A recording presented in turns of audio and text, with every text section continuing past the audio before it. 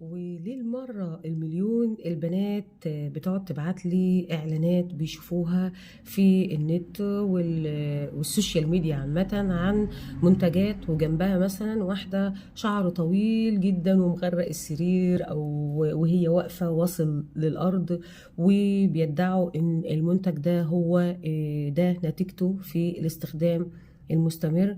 طبعا انا مش هتكلم واقول كلام فاضي وكلام عبيط، لان دي بعيد عن الحقيقه نهائي.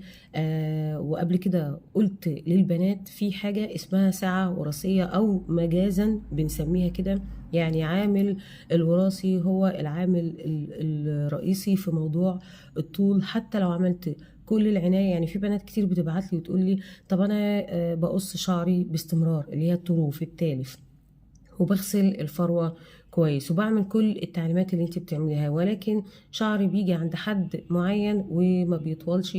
وده هنا مش دورنا.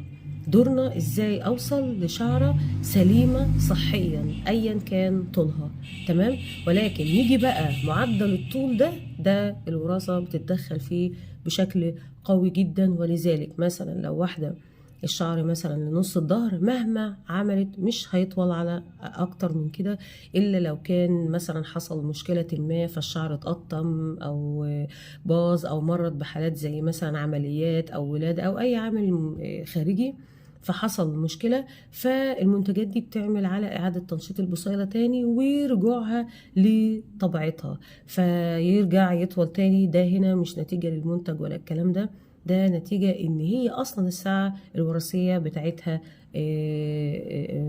لسه الشعر ما طولش لحدها، تمام؟ فالاعلانات والمنتجات ما تصدقهاش بالسهولة دي ابدا. انا يعني الاعلانات دي خارج العلم خالص.